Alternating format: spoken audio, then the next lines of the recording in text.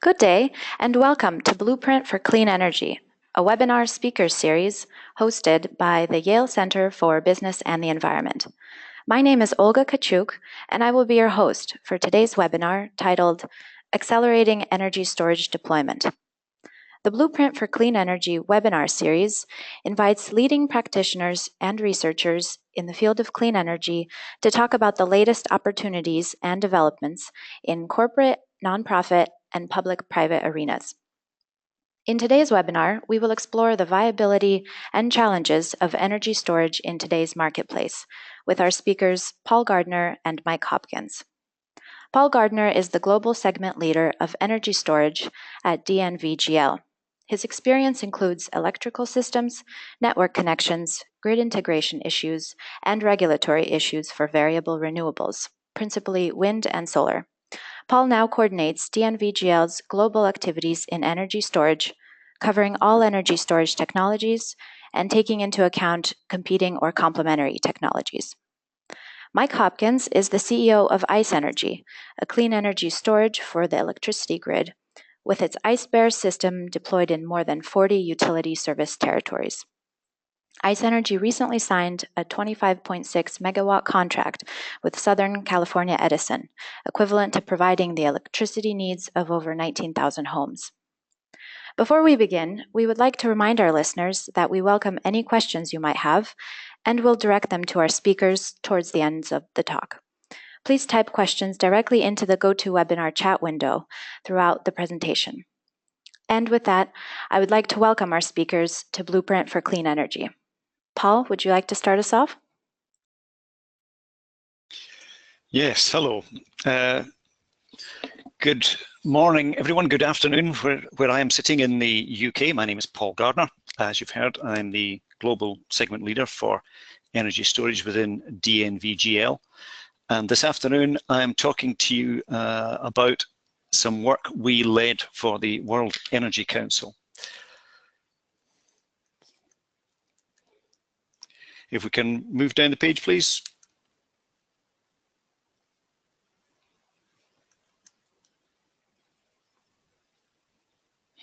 Hello, Olga, can we move down the page? Sure, just 1 second, Paul. We're working out a few technical issues on our end. Yeah. Oh, Paul, go ahead. You can actually switch your slides yourself, I think. Yep, there you go. Perfect. Thank you. Thank you. Now, so the report that I'm talking about today was undertaken for the World Energy Council. World Energy Council is an international organisation which has corporate, non-corporate members and provides policy advice to governments.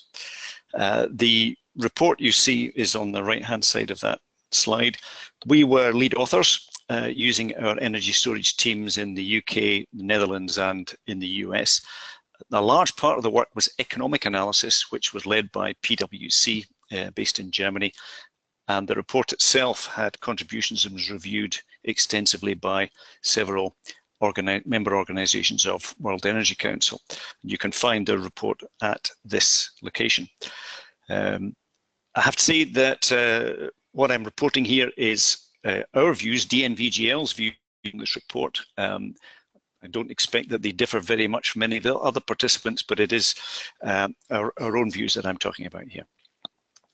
So, the report was looking at energy storage, and in particular, what members of the World Energy Council were interested in was cost of storage, and in particular, how it interacts with the variable renewables, so wind and solar.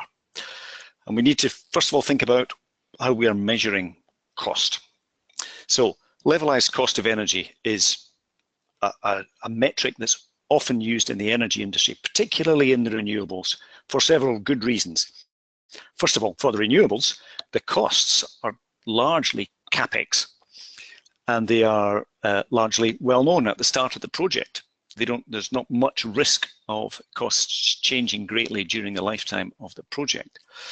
Also, the income is generally well known for wind and solar projects. It's well forecastable in advance. The price you get for the energy you produce is also, in many cases, well fixed, because it's through government support mechanisms, premium prices, or some other contractual mechanism that is with a very solid counterparty, such as a government or a large electricity purchaser utility.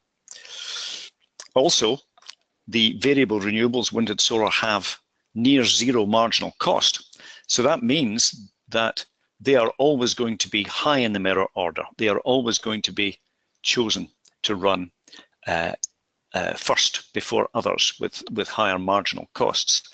And therefore, the capacity factor for renewables projects is determined by the resource, by the sun or by the wind, rather than by market factors. So all of those mean that levelized cost of energy is something that you can calculate pretty well for renewables projects, and it's used almost universally. However, for energy storage, it's not so good, because the income, the total income, the volumes and the value of that income depend critically on how the energy storage device is used. So therefore, what we've called the application case, other people call the use case, is critical to understanding costs of storage. So as well as thinking about cost, which is perhaps of secondary importance, you need to think about value. And very often for an energy storage device, you have to stack up several value streams in order to make a project work. And each of those value streams might have substantial uncertainty, and that adds to the difficulty of making a business case.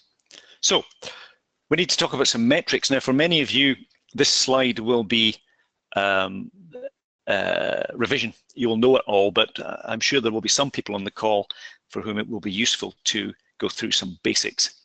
So energy storage is sized by two independent factors: the power in kilowatts or megawatts, which is the instantaneous power output, and the energy capacity that the store can hold in kilowatt hours or megawatt hours. So that's two independent factors. You can divide one by the other, and if you do it the right way around, you get a useful number, which is the discharge time, which is in hours, or measured in time anyway.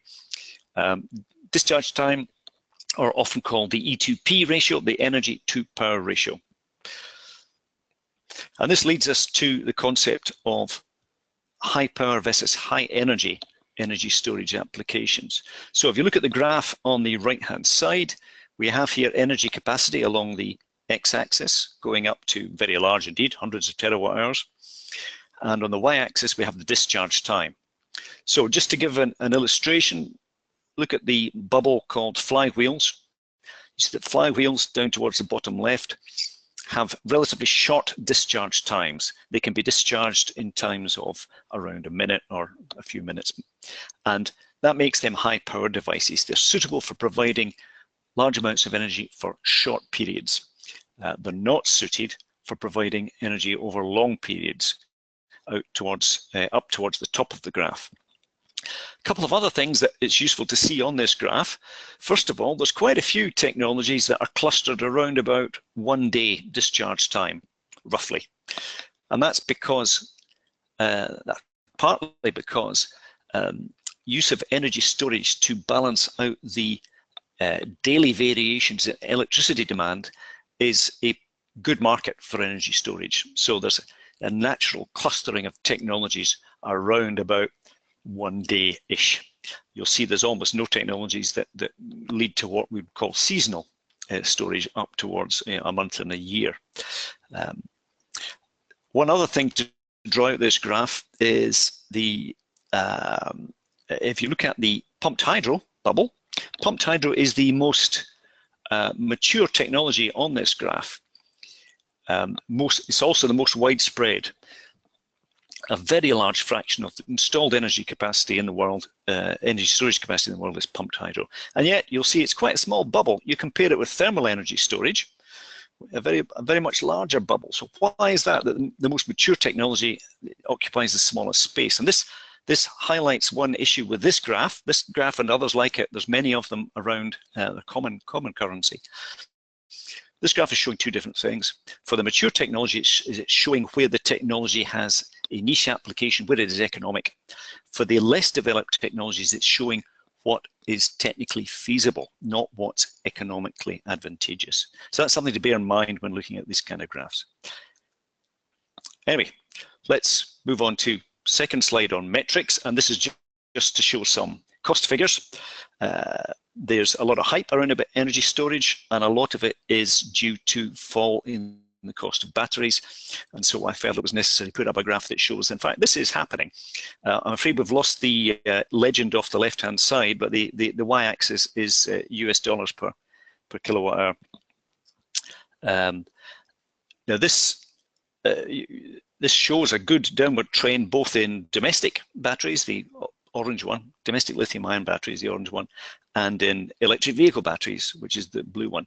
However, just a caveat: this graph is a logarithmic on both axes, and some of you will know if you use double logarithms, you can make almost any characteristic look approximately like a straight line. However, in this case, it does show a trend that we can believe will continue. Third slide to look at is the metrics that we used in this study. We used two. First of all, specific investment cost. So this is just CapEx, normalized. You can normalize it either by the energy capacity in kilowatt hours or by nominal power in kilowatts. In this case, we used kilowatts, nominal power. So it ignores the operating costs, ignores the application cases. It is actually of limited use. The other one we used is levelized cost of energy, or as we defined it, levelized cost of storage. Very, very similar, but some methodological differences. So the levelized cost includes the capital cost, operating costs, and it also allows for the application characteristics. Crucially, it excludes the cost of imported energy. However, I'll say once again, it's meaningless without knowledge of this application. The formula is there. We don't expect anyone to read that or look at it in detail just now, but basically it is the capital cost, capitalized values of the operating costs, normalized by the energy that you can expect to get out of the store over its lifetime. So those are the metrics we used. And now we need to talk about application cases. So the World Energy Council members were specifically interested in the use of energy storage in conjunction with the variable renewables, solar and wind. So we developed two application cases. The solar one is the simpler to understand, daily cycle, obviously, daily cycle. So your storage device is getting used 365 times a year. And we chose a discharge time of 6 hours. So the store gets charged up during the day, and then overnight, probably, it is discharged for a total period of 6 hours. The wind application case, we used a 2-day cycle, so 183 times a year. And this is driven by weather cycles in what I've called mid-latitude maritime climate, but that really means, in our case, Northern and Western Europe, which is where we have a fairly high wind penetration and a lot of interest in storage. So weather cycles are of the order of several days, driven by maritime climate. Other parts of the world, the wind cycles will be very different. Daily cycles in some cases, and others will be very different still. And we chose a 24-hour discharge time. So, time to talk about some results. These are the specific investment costs. Remember, this is the metric that is just based upon CapEx. It's not very useful, but I'm showing this slide to introduce the technologies that we looked at. They are along the bottom line there, and just going from the left, PSP is pumped storage hydro, CAES is compressed air, and then the next four are all batteries, chemistries of some kind. Then there's thermochemical supercapacitors, FES is flywheel energy storage, then there's sensible thermal and latent thermal, and then P2G is power to gas, so power to gas producing hydrogen or power to gas producing synthetic natural gas, methane. Now these costs up the left-hand side in euros per kilowatt are current prices. We also did the same exercise with forecasts of prices to 2030. This was done by PwC using their own internal knowledge and a fairly extensive review of published cost literature. However, as I've said before, specific investment cost, SIC, has limited usefulness. So we should look instead at the levelized cost of storage. So this is for the solar application case. Same kind of graph, the same technologies along the bottom. However, you see for each technology there are two bars. The blue is the situation now, effectively 2015, and the orange is the projection for 2030. You can see the main conclusion here: substantial reductions in energy storage costs between now and 2030. The size of the bars represents partly uncertainty and partly also different applications and differences in technology. So there's clearly quite a few technologies that get down to quite relatively low costs. However, we have to remember that this is solar, and so for some of these technologies are completely unsuitable for particularly small scale solar. So pumped storage hydro, for example, is not going to help domestic scale solar unless there is some concentrated program of aggregation of domestic scale solar over wide areas. So the technologies that are more relevant here for small scale solar are the battery technologies, maybe also flywheels and power to gas. However, even taking the lowest costs there, let's look at lead acid batteries, which are around of the order of, in 2030, of the order of 50 euros a megawatt hour, yeah, roughly $50 a megawatt hour. That cost is still equivalent to, roughly equivalent to current wholesale prices.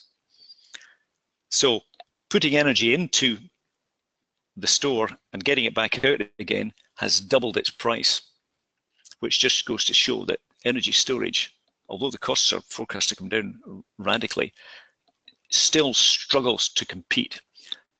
If all you're interested in is something like energy arbitrage, we'll come on in a few minutes onto the other value streams. You can see that some of the technologies are completely uneconomic here. Flywheels, for example, are very high cost, or supercapacitors. That's because they are high power devices, only suitable for storing energy over a few seconds or minutes or hours. We move on to the wind application case. The axes are identical. The lesson here is that the costs are higher, and that is because we're dealing with a 2-day cycle rather than a 1-day cycle. So you only get to value out your store half as often. And if we moved instead to a 3 or 4-day cycle, which it's arguable is actually more realistic of wind conditions in most areas with high wind penetration, these costs would become proportionately higher. So a lesson from this is that storage plus solar, if energy storage works with variable renewables, it's going to work with solar far earlier than it works with wind. Okay, last slide, some outcomes, recommendations. As I've said already, the application case is critical if you're trying to understand costs of storage. It's meaningless to talk about costs of storage without understanding the application case. The important metric actually is not the cost, it's the value, and value includes revenue. And so the discussion now moves on to what revenue can you get for your storage device. And here's a list of some things that are commonly used. We've talked already about energy arbitrage. So for an installation on the customer side of the meter, that would appear as time of use tariffs. For an installation on the operating as a merchant plant, that might appear as arbitrage depending upon wholesale spot prices.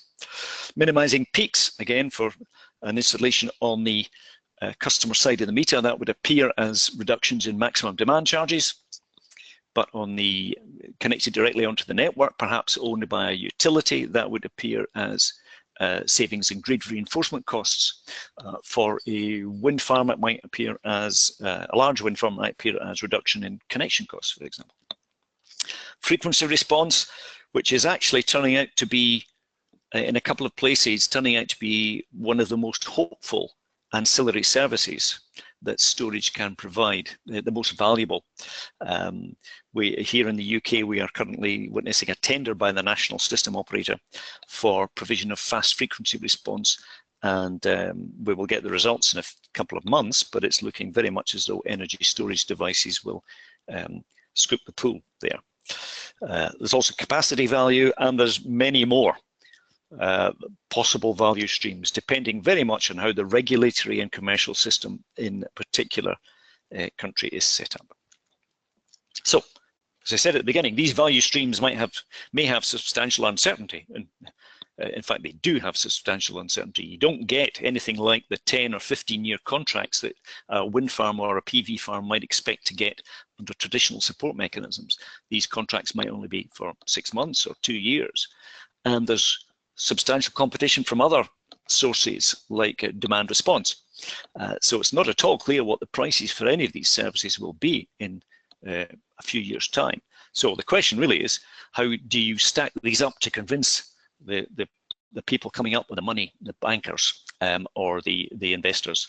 And that is where storage is currently at.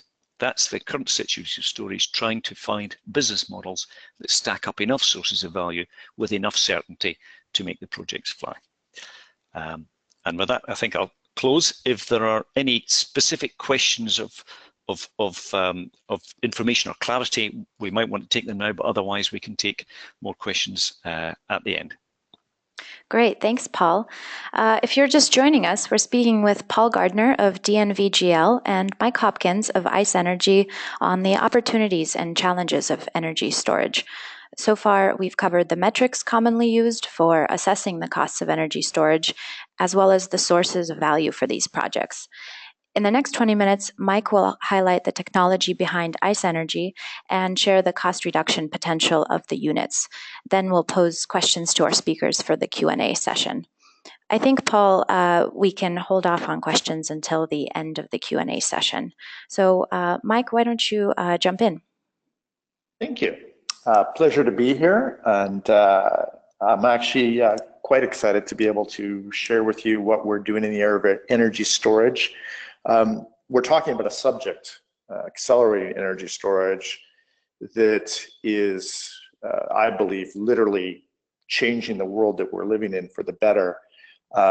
Storage is transforming the grid that we use from the world's least efficient system of delivering a commodity into what should be, I believe, in the near future, a hyper-efficient, highly reliable system.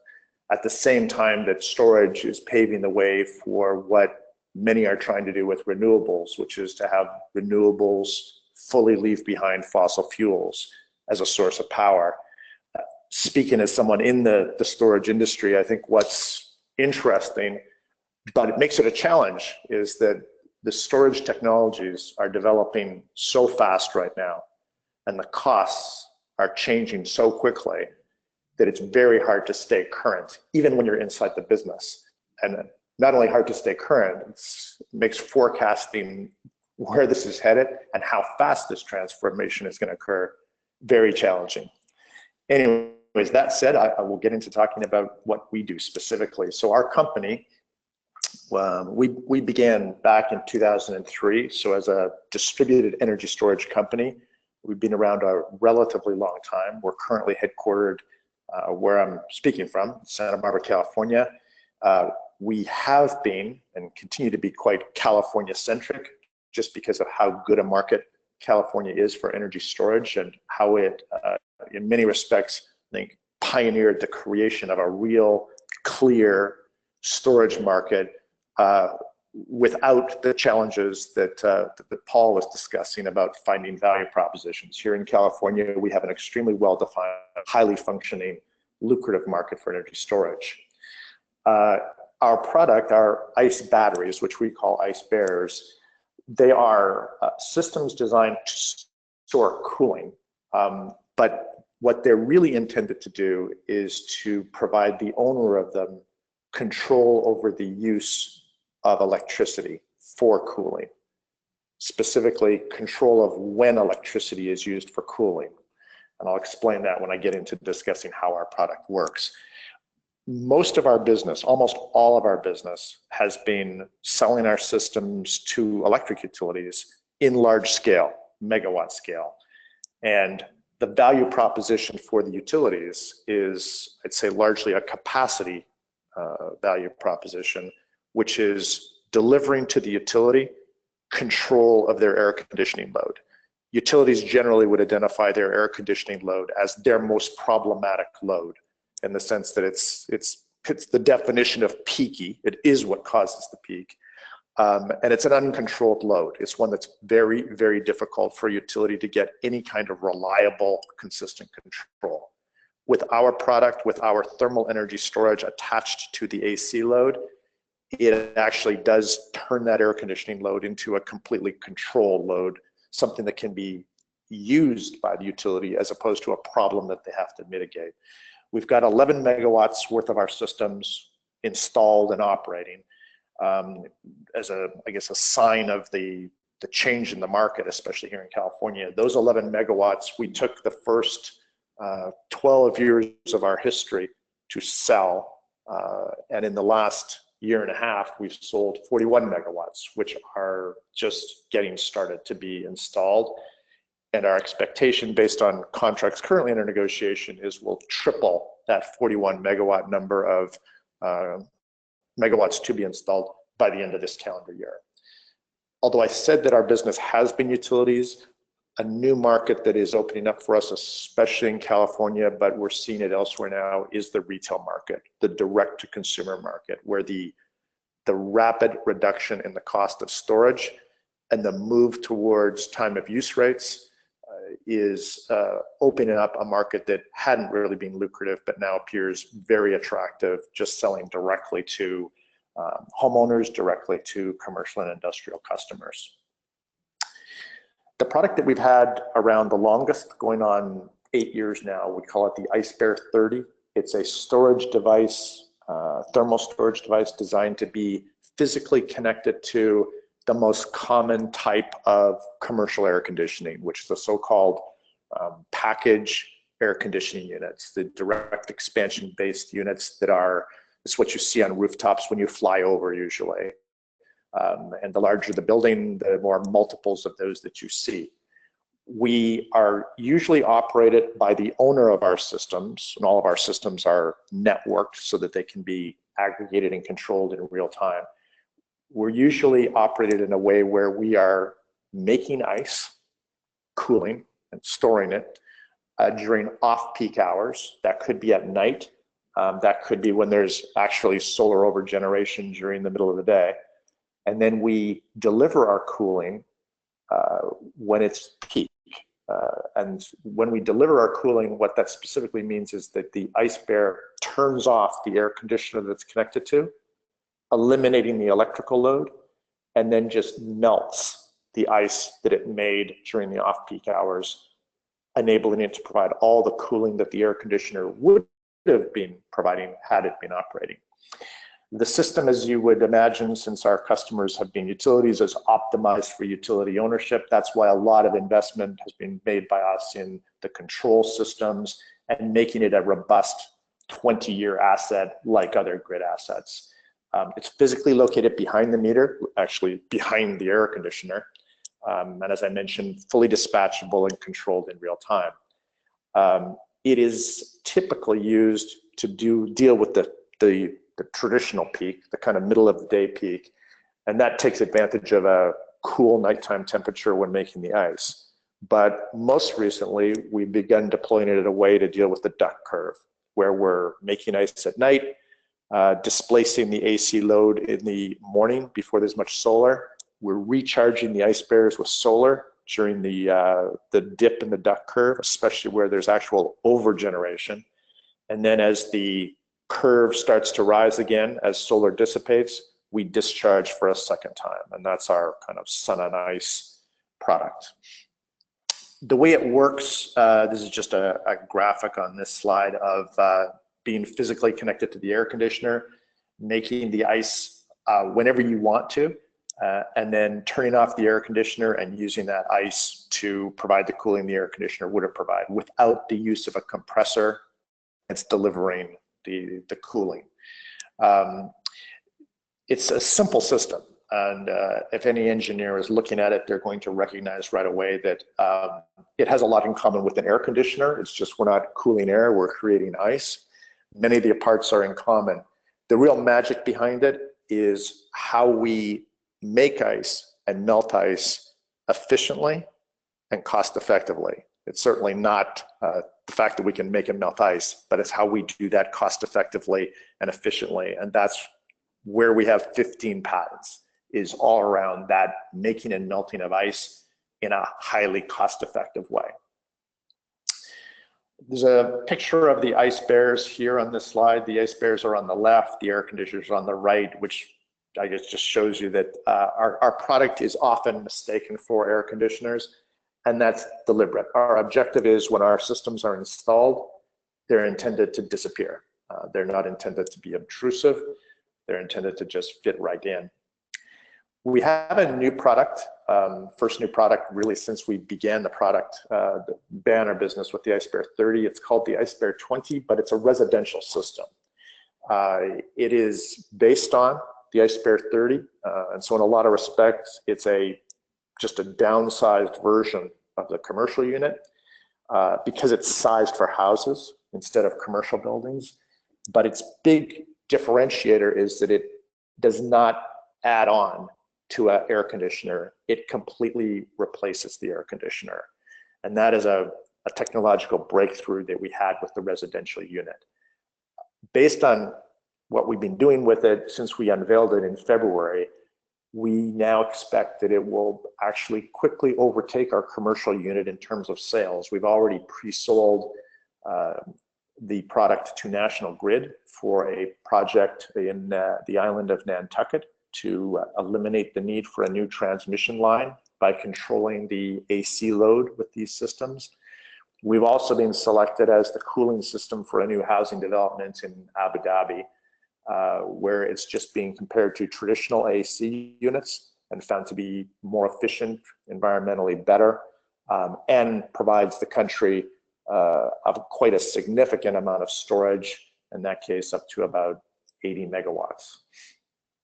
There's a little picture here of what it looks like, and this system, the Ice Bear 20, is replacing the outdoor condensing unit. So if you think of the outdoor condensing unit of a house that has a central air conditioning system, that would be removed, and this system would replace it. The attributes of an ice battery compared to, and this is largely a comparison to lithium ion, which we're most commonly compared to. I'll touch on the attributes, but I'd preface it by saying I don't actually look at our ice batteries as competitive with lithium ion batteries as much as we are complementary to lithium ion batteries and multiple other types of storage that I think Paul did a good job of canvassing. If storage is going to do what I believe it's going to do, and I strongly believe that, is that you're going to see multiple specialized types of energy storage, each of which is optimized and the best at what it does, covering the whole range of long duration, short durations, big power, short power, thermal, electric, and everything in between, and probably things that haven't even come to market yet. But we'll need that diversity of storage if it's truly going to be a replacement for fossil fuel, enabling renewables, and if it's truly going to allow us to dramatically downsize the grid so that it's optimized for the average load instead of having to be so overbuilt for the peak. But I believe we're clearly getting there. Now, if I just touch on ours, what's special about ours? Well, it's the lowest cost. It's certainly the lowest cost of any distributed energy storage out there today. To give you a sense of how things are changing, how quickly they're changing, when we look at our all-in turnkey cost, which is how we sell it to utilities, 2 years ago, our all-in turnkey cost, which was making it, delivering the units, finding the sites, securing the sites, installing the units, and then turning it over to the utility, our all-in cost, including a reasonable margin, was about $3,600 a kilowatt. Last year, it was $1,800. This year, it's $1,200. And at $1,200, we're competing and beating out gas peaking power plants, which is something I don't think anybody would have expected happening anytime soon, let alone today. But today we're able to beat out gas-fired peaking power plants head to head. We're a highly reliable type of energy storage. This is largely because we're very simple. We're making it in melting ice, and it's why we've got over 98% availability over our currently 33. It actually yesterday went up to 34 million operating hours. Environmentally, very good. We're very good, like all storage is good in terms of shifting load to better times and enabling renewables. But our actual storage technology itself is environmentally benign. There's no chemicals. It's literally just tap water filled up once, and all our parts are recyclable. We've got a 20-year life, again, having to do with the simplicity, no degradation. That has to do with the fact that it's just making it melting ice. That's why there's no degradation. Very quick to deploy. They're small, simple, look like common rooftop air conditioners, and they're installed the same way by the same people. No real permitting, certainly no environmental permitting. Only permitting is like over-the-counter building permit, same one you'd get for an air conditioner. And hyper efficient. We have 85% round trip efficiency, but if the units are operated in, I'll call it the conventional way, which is you make the ice when it's better to make it, when it's cooler out, you're gonna get about a 15% efficiency gain, which completely offsets the 15% energy loss of the storage, making it net neutral for the person that's got them on their roof. An example project, and this I think Olga touched on in the introduction, is the biggest contract we've got to date, although we'll be announcing a bigger one shortly. The biggest one we've got to date is a 25.6 megawatt contract with Southern California Edison. It's in the form of a 20-year PPA, so a service, rather than buying the assets, they're getting a 20-year service. I think it's absolutely the way of the future. It's the form of contract that we're seeing for storage in scale increasingly. The entire project will be done in one area of Southern California, Orange County. It'll be done over a 4-year period in a pretty steady state deployment. The purpose of it, which I think is interesting, is really a 100% capacity value proposition. It replaces the need for a new substation and does it more cost effectively than a substation. It has its challenges, which is scale. This project is at least 5 times the size of any project we've done previously. The benefits we have is we have a great manufacturing partner. We don't do our manufacturing. It's done by a third party in New York, Mercury Corporation. They've got the capacity there to manufacture 10 megawatts of ice bearers per month. So it's not difficult to get these units manufactured for us. Installation, again, we're fortunate. Installation, as I touched on, is done by local HVAC contractors. There's a lot of them out there, and they're easy to train. It takes about 3 hours to train an HVAC contractor how to install an ice bear. Same idea with maintenance, same people that install them, maintain them. The real challenge, I'd say, with scaling for us is site acquisition. It's a challenge that we've overcome in the 1,000 units and the about 300 and some buildings that we've secured in our history, so we know how to do it. But if you wanted to really talk about, is there a real challenge to scale for us? The only challenge, which we find quite manageable, but is the challenge, is site acquisition, especially when storage is not as familiar to people as you'd like it to be. Things are getting better though. I'd probably credit Tesla to a large degree, that when you talk today to commercial and industrial customers and homeowners about storage, you don't have to explain what's storage and what does it do. And just a few years ago, you actually did. If you talk to commercial industrial customers about having storage on their roof, it's not something anybody was contemplating. They were thinking about LED lighting, energy efficiency measures, those kinds of things. Now storage is in the common language and people think about it, which has made site acquisition much, much easier. You don't have to tell someone that storage is a good thing. You just have to tell them why your type of storage is a good thing. Last thing I'm going to touch on is just what are we doing in terms of product innovation and cost reduction. We have a large cost advantage over other types of distributed energy storage, which we certainly intend and have solid plans to maintain and actually build on that cost advantage. We're going to be dropping our cost by about 50% over the next 5 years. We actually have some, I'd say, more cutting edge work, not just the economies of scale, better parts, but we're doing some serious R&D, which is enabling us to quite dramatically increase the capacity of our systems with almost no increase in their form factor and minimal cost. That's the most dramatic work we're doing, which may really shift the playing field in terms of cost. Also in product innovation, we're building off of this first residential product, which was really intended and is being sold mostly to utilities. We're working on a purely consumer version of it. We call it the Ice Cub.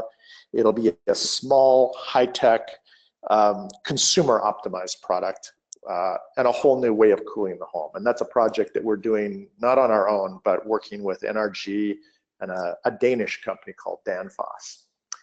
Our ultimate goal is we really think that in the not too distant future, our way of incorporating ice cooling into cooling systems is something that's going to make its way into mainstream cooling systems, so that it will end up being pretty much a ubiquitous type technology, and that's the long-term vision.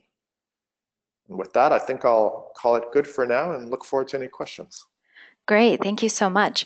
So we wanted to start with a few clarifying questions. We had one for Paul come in, and it was asking, why does the longer storage cycle for wind versus solar drive up costs? Yeah, it's fairly simple. It certainly doesn't drive up the capital costs. It just means that you're getting you're shifting less energy through your energy storage device in a year.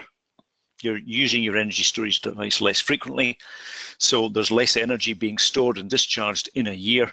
And so when you normalize the cost by energy, by megawatt hours, you're dividing the cost by a smaller number, and so you get a higher cost per megawatt hour.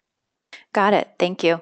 And Mike, could you elaborate on how the local capacity resource contracts that you won from SCE in their round 1 RFOs work in practice?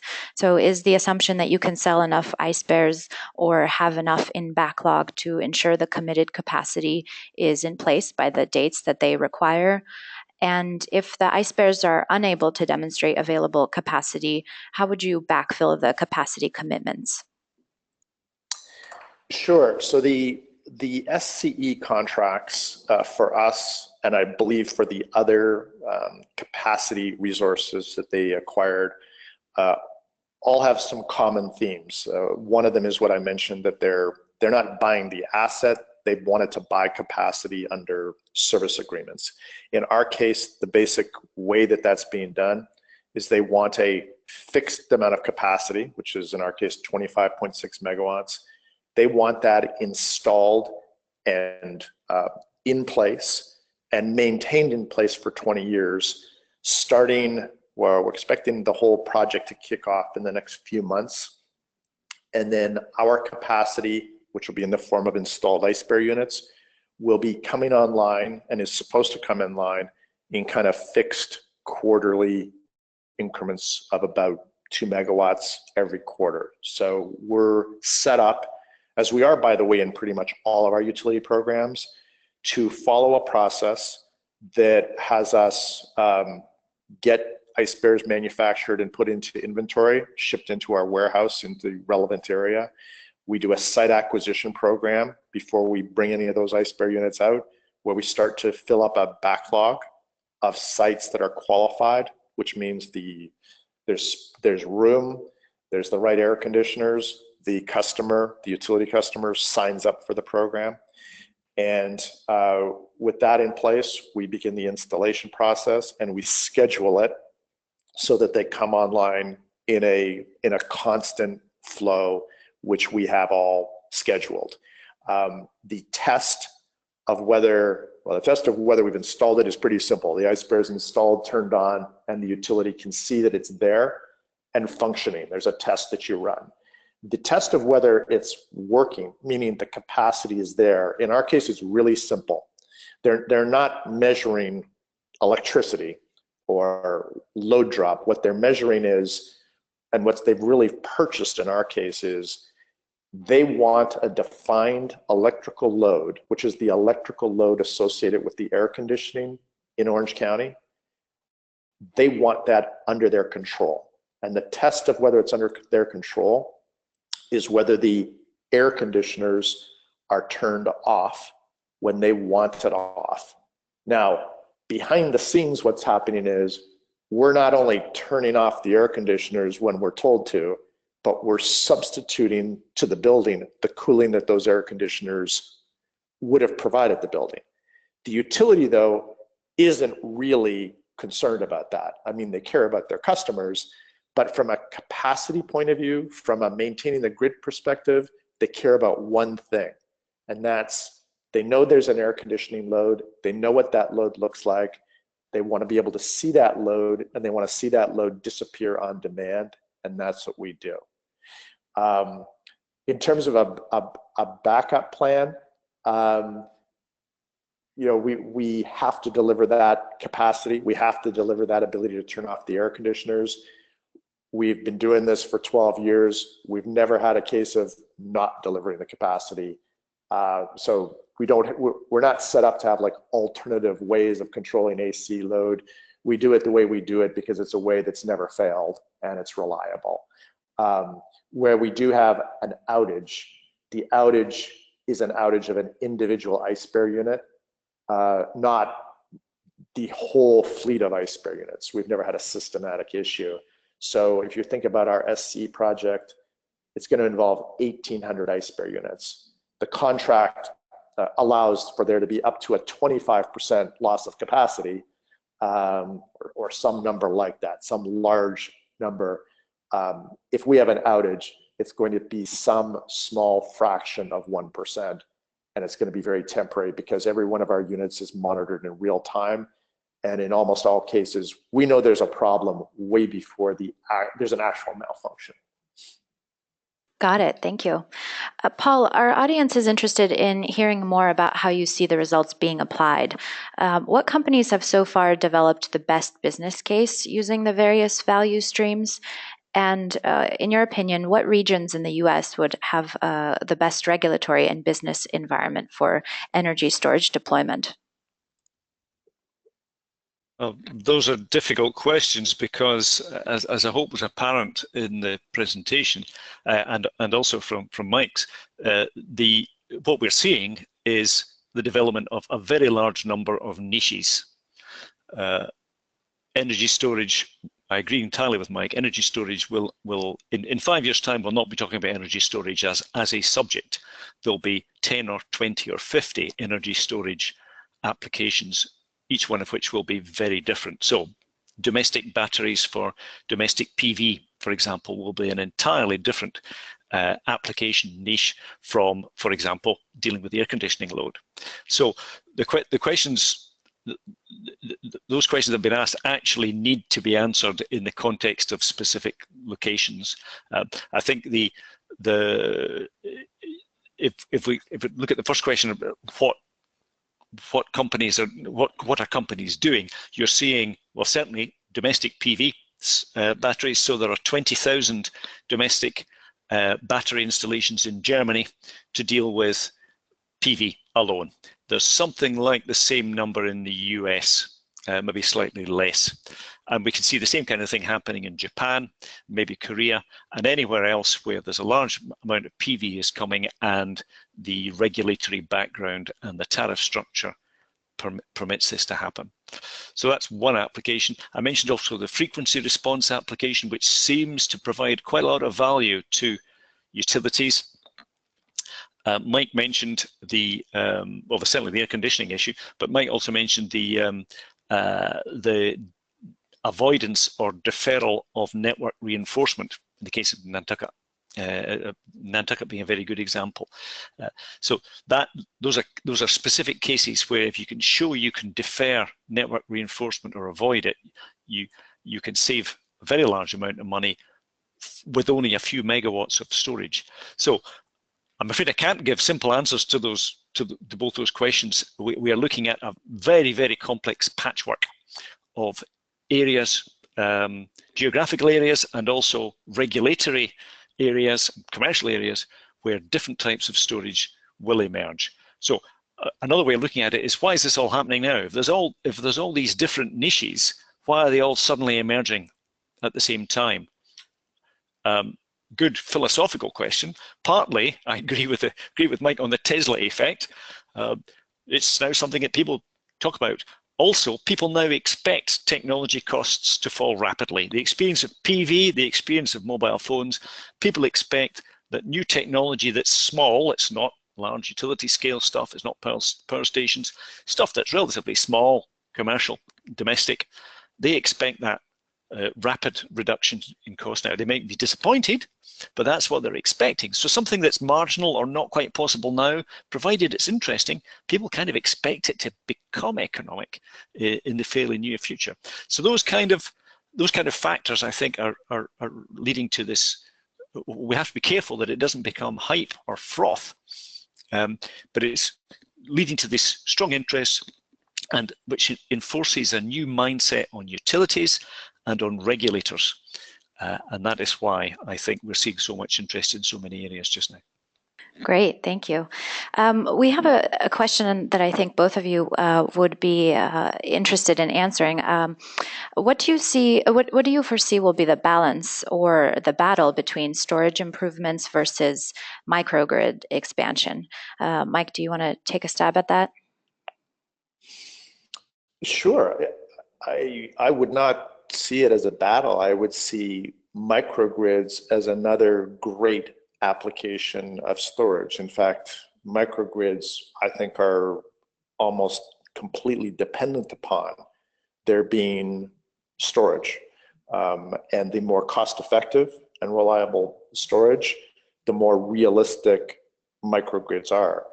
There's the two cases I've seen of microgrid development is where it's necessary, where the grid has not got to certain parts of a region, but you want energy, you want power in a remote location. So the only way to do it is a microgrid, your own self-contained grid. And in that case, you need some form of storage unless you want to live in a pretty backward kind of way where you just have power during the day and get by without power at night. The other, so that's 100% complementary. The other place I've seen microgrids is more for grid optimization. So it's part of the grid, but within the grid, there's a microgrid. And there are specific reasons as to why that microgrid is beneficial, where they want to do some special type. It might be a highly intensive renewable penetration in an area. You might want it for resiliency, where this microgrid has the ability to function completely separate from the grid in the event of a catastrophic event. Same scenario though. You need energy storage of some kind just to make that work in a comfortable way. And then the more efficient, the more cost-effective the storage, the more these microgrids make sense and the more prevalent they would be. Which, by the way, I would certainly see microgrids as both a good way of getting power into remote regions and as part of a new, much more efficient, downsized, efficient and reliable grid. But that only happens with cost-effective, reliable storage. Paul, did you have any thoughts on that? Yes, a couple of things to add to that. There was a very interesting example that I haven't actually visited myself, but was in newspapers fairly recently in South Australia, where there was a new housing development, which was only about 200 yards from an existing electricity distribution network, and yet it was cheaper to install PV and storage and a small diesel generator for that housing development. It was cheaper to do that than it was to pay the connection charges for 200 meters of distribution cable. And so that's a microgrid. And there's very good arguments that say that that decision was made because of some very strange charging policies on the part of the network operator. But still, it's indicative of how close storage plus PV in particular has come to standard grid practices. The other thing I would add is that the question asked about competition. I think the competition for most forms of storage is, apart from other forms of storage, is demand response. And it's possible to view Mike's product effectively as demand response to some extent. But other forms of demand response can also compete with storage, in particular here in northern latitudes, here in the UK, for example, in Northern Europe, very large heating loads, but they don't, just like the air conditioning, they have time constants of several hours, and so there's a very large, potentially a very large controllable load, which will compete directly with storage. As soon as markets exist for storage in these circumstances, as long as they're technology agnostic, as long as they don't actually say storage on them, very strong competition for storage in those markets will come from demand response, aggregated demand response. Great, thank you. We've had a few questions come in about the role of thermal storage. Mike, you touched on ice bears pairing with solar. Could you speak to applications with wind? Sure. Well, there's a natural pairing for us with wind. I explained how we can and actually are now pairing with solar. Wind is probably the more natural pairing for us. Just because the most efficient way, if you're a cooling form of thermal energy storage, the most efficient way to do it is to be making your cooling at night, because it's cooler at night. And wind is almost always more prevalent at night than it is during the day. So we're a natural pairing with wind. Now, we haven't actually done that physically. It's something that we've looked at. I think it's more a case of, it's effectively what's happening. We have ice bears that are working in the state of California right now, up and down the state, about 11 megawatts. Most of them are drawing electricity from the grid generally at night. That's when they're making their eyes. Most of the units are operating that way. And there is a large wind load in California at night, most of which, unfortunately, or a lot of which, unfortunately, is a wasted load. It's actually creating just a surplus amount of electricity on the grid that has to be dumped. And we're a productive use of that. And I'd say thermal energy storage generally is going to be both with wind and with solar, depending on whether you're heating or cooling, or you can be both. It's a very efficient, as we get more and more of thermal energy storage on the grid, it's a highly efficient way of making use of renewables that otherwise would be wasted. And that's kind of two of the issues with renewables. One is the intermittency, where all forms of storage can make use of it and fill in for the intermittency. And then the other one is taking advantage of the time of day to make your form of thermal energy storage, for either your cooling or heating, making it at the best possible time, and a time that's the most complementary with either solar or wind. Got it. Thank you. Paul, does your analysis change if the storage is on the utility scale and on the utility side of the meter? And does it effectively replace peak load? The analysis doesn't change because we looked at costs and when we looked at value, we only dealt with value in qualitative terms. So we didn't in this study look at the quantitative value, which would require deciding at what point on the network you've put your store.